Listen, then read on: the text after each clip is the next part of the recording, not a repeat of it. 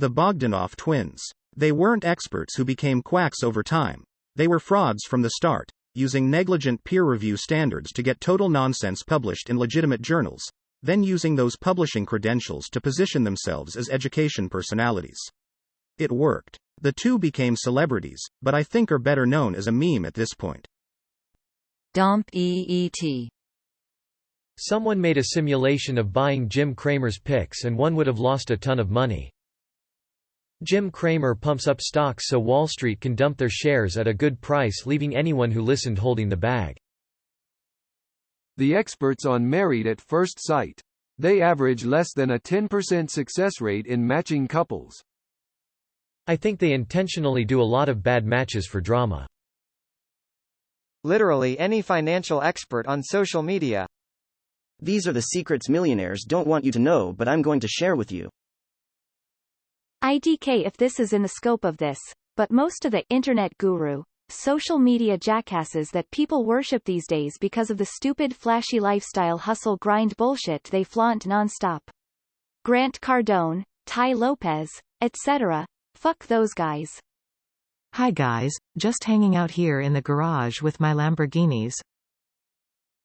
There were several cases in Germany. After some school shootings, the media tried to make video games responsible for that. They made TV specials about it, Frontal 21, and brought up the shooter, Warcraft 3 inches, and made a voiceover with, "Shoot until the aliens come." The shown footage was from StarCraft Brood War. Also, the expert they interviewed was an old woman called Regine Pfeiffer, sitting in her kitchen with flower tapestry, labeled as video game expert. They also tried to make Rammstein and Slipknot responsible LMAO. Dr. Phil. Dr. Phil graduated from the college I am currently attending. There are some murals and infographics about famous alumni placed around campus, including my dining hall. He is noticeably absent from these.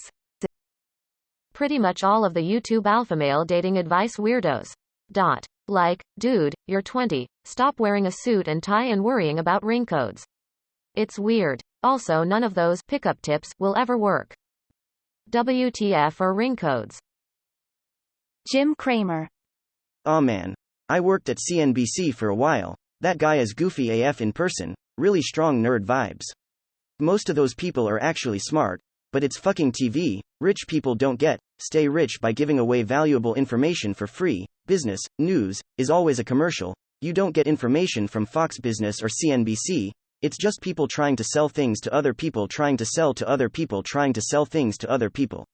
Maria Bartiromo used to cut in front of the omelet line in the morning. Leesman has a dead cover band and chain smokes between shoots, comes off as condescending AF in person. The writers were always really nice, and were pretty open about how most everything they put out was just noise. Andrew Wakefield. Fucking cunt. The guy that can disarm any weapon. I forgot what his name is, but he's on TikToks. Update. Detroit Survival Training. Detroit Urban Survival Training? Art Vandelay. Pretty sure he isn't a marine biologist or an architect. I thought he was an importer, exporter? Joel Osteen, Dr. Oz, and Dr. Phil. BTW. Just as a side, while Dr. Phil isn't a licensed psychologist, the fact he still has his PhD, he is still on paperwork a doctor of clinical psychology. He just can't legally practice. To clarify, a PhD in clinical psychology can be a legitimate practitioner of mental health and focuses on behavioral therapy.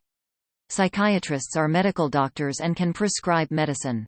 Dr. Phil specifically stopped renewing his license in 2006. He can't practice because he stopped renewing, not because a PhD in clinical psychology is invalid to practice. The people pushing the manifest wealth bullshit, ETA. And of course the gullible show up to defend it. Yeah, guys, that's not going to make money just magically appear in your bank account. Prosperity gospel. Such bullshit. Any MLM consultant. The ones who sell essential oils are the worst. Inhale this natural product to cure your medical issue. It's chemical-free. Obviously, these people have no understanding of basic science. Steven Seagal. Skip. I should know. I've been a Steven Seagal expert for 47 years. Dr. Oz. Worse. He's brilliant but also evil and lying for money. The wild-haired dude from Ancient Aliens. He has no qualifications. He worked the bodybuilding circuit beforehand. Just cause you can tell Dan Green is an astronomic powerlifter, doesn't make you an expert on what Type 3 civilizations would feel about us. But aliens.